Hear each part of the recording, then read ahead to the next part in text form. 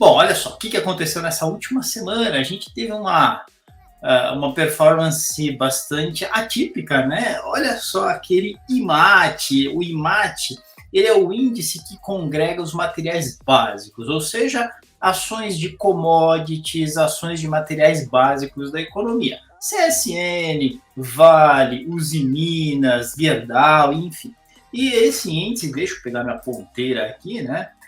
Esse índice aqui, ele caiu 8,8% numa semana. Caiu muito porque o mercado mundial, de um modo geral, é bastante temeroso em relação à desaceleração econômica, a queda de demanda por commodity, e isso impacta o preço. Lembra que quando cai a demanda por determinado tipo de produto ou bem, né, o preço ele cai também.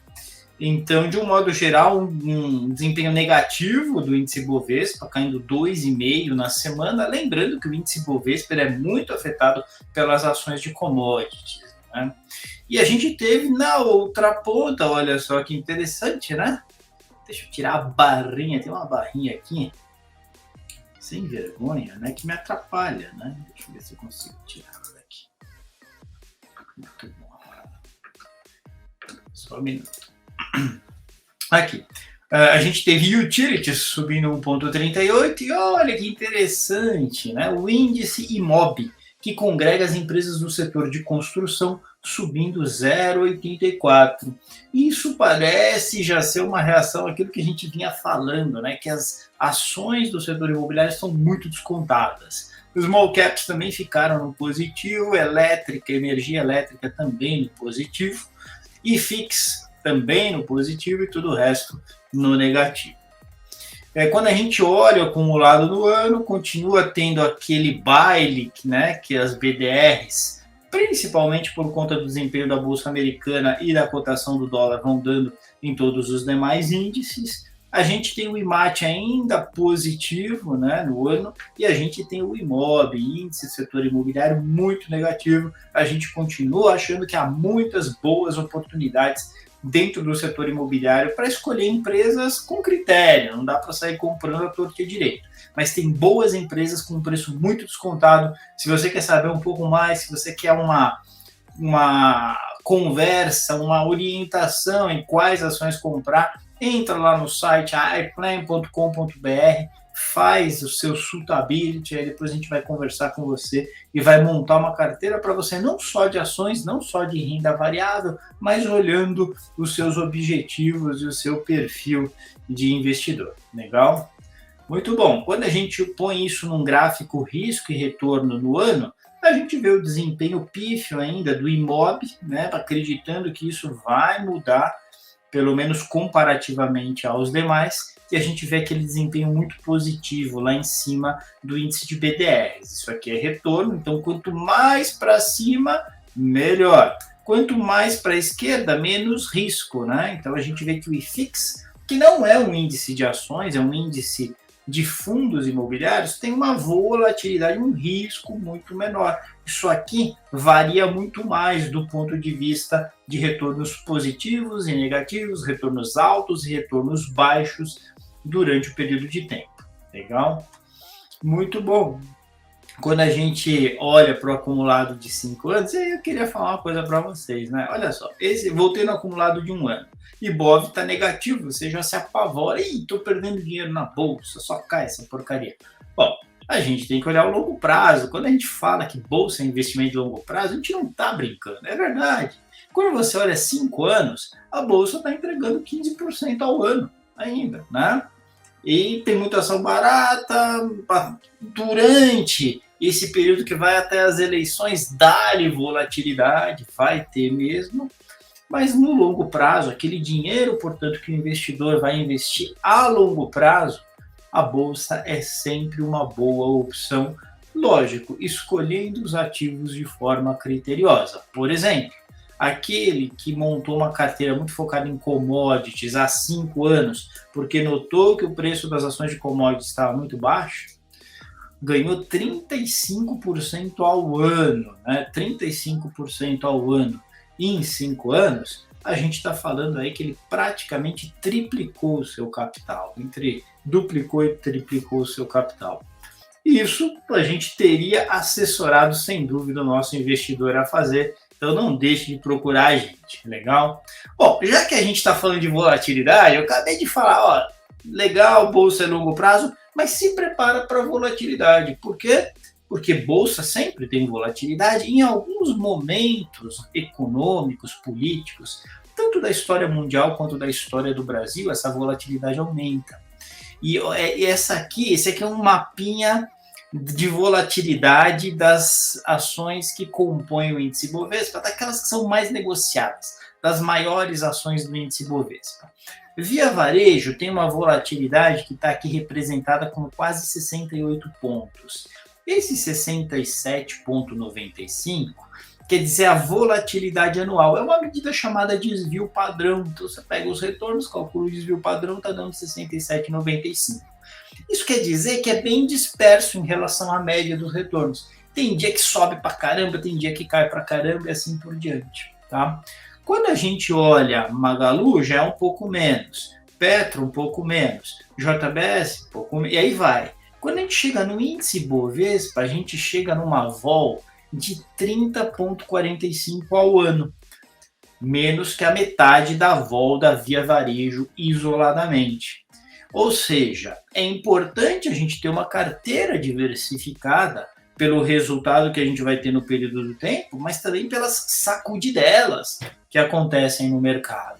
Então, as ações individuais, elas têm um risco que a gente chama de risco sistemático. O que é o risco sistemático?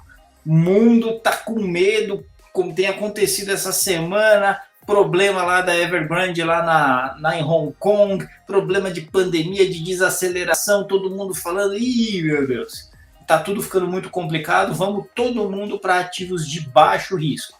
Todo mundo vendendo ativos arriscados, ativos de bolsa, e indo para ativos de baixo risco. Ou seja, é um risco generalizado para as bolsas. Isso é risco sistemático. E o que é o risco específico de uma empresa? Eu acredito que talvez a Via Varejo não esteja com um modelo de negócio bem adequado ao seu mercado. Então, há um risco dessa ação não performar bem. Esse risco é específico da Via Varejo, perceberam? Quando eu compro várias ações e coloco essas ações num índice como o Ibovespa, que tem 70 e poucas ações, eu diversifiquei o risco específico. Por quê? Se uma não for bem, se a Via Varejo for mal, a Magalu vai bem e assim por diante. Então a gente consegue diversificar o risco específico, mas não sistemático. Então quando a gente olha esse 30,45 do índice Bovespa, isso quer dizer que aí só tem o risco sistemático. Por isso que ele é mais baixo que o risco das ações individualmente. Legal? Então um bom índice, ele vai ter só risco sistemático. A gente poderia entrar numa discussão se o índice Bovespa é um bom índice ou não, partindo do pressuposto que ele seja. O que tem lá é só ou praticamente só risco sistemático. Beleza? Muito bom. Então lembra do seguinte, vai ter volatilidade? Vai. Se você investir em renda fixa, os 100 mil em 5 anos vão virar uns 127 mil, como aconteceu no passado. Tá certo? Nos últimos 5 anos. Quem investiu em bolsa teve os seus altos e baixos, mas aquele dinheiro que você não vai usar, que é de longo prazo, não importa tanto esses altos e baixos. Importa que você vai buscar em 5 anos, 100 mil vira 250 mil, que é quase o dobro, que é bem melhor. Então, vamos lembrar disso. Tem dinheiro para o longo prazo, tem dinheiro para o curto prazo. Dinheiro que você tem data para usar é do curto prazo, vamos na renda fixa, vamos escolher um portfólio legal. Dinheiro que é de longo prazo, a renda variável ajuda a gente ter essa alavancagem do seu retorno do jeito que você viu aí. Legal? Muito bom. A gente vinha falando do setor de construção, só quero trazer um update, né? Como eu falei, o setor de construção deu uma boa puxada na semana passada, uma semana em que o índice Bovespa caiu 2,5%. Né? Então você olha aí alguns desempenhos. Por que eu mostro isso? Porque a gente vem alertando a respeito do setor de construção. Cury subindo 14,5% numa semana.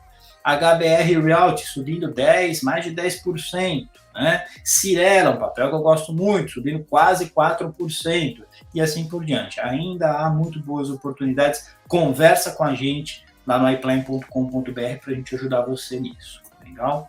Muito bom. O que a gente espera para essa semana? Em termos de Brasil, A coisa não está bonita, né? Então a gente olha o ETF do Brasil, que é o EWZ, negociado lá na Bolsa Americana, está caindo mais de 2%. Isso não é um problema do Brasil, é um problema mundial. Todos os índices estão caindo nessa manhã de segunda-feira. Tá? A gente vai falar um pouquinho mais daqui a pouco. Apagão em 70 cidades do Rio e Minas durante o final de semana, isso aumenta a probabilidade de racionamento. Né? Pode acontecer aí coisas bem complicadas do ponto de vista de geração de energia elétrica no Brasil. O horário de um estudo feito mostra que o horário de verão tem impacto neutro, então não deve ser adotado o horário de verão, pelo menos durante a gestão do governo Bolsonaro.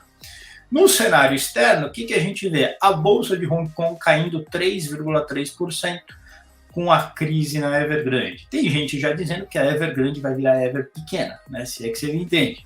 O que acontece é o seguinte, basicamente, né, é uma crise do setor imobiliário chinês, parece que realmente, de forma semelhante, mas com diferenças, do que aconteceu com a crise do subprime, havia uma expansão imobiliária que não se sustenta lá na China. E o mercado está se dando conta disso, o investidor sai vendendo antes de perguntar os porquês, e a ação da Evergrande chegou a estar caindo 16% no pregão de hoje, depois estava batendo uns 10% de queda. Legal? Reunião do Fed na terça e quarta-feira, esperando redução na compra de títulos públicos. Essa é uma outra questão. Né? Com o esperado final da pandemia, os estímulos monetários vão diminuindo nos Estados Unidos. Isso quer dizer que ele deve parar de injetar dinheiro, o Fed, parar de injetar dinheiro na economia americana. Isso talvez desacelere o crescimento econômico. E esses temores também prejudicam o desenvolvimento da bolsa, o crescimento da bolsa americana. E, finalmente, a queda no preço das commodities por tudo isso, por todos esses temores que a gente vem falando.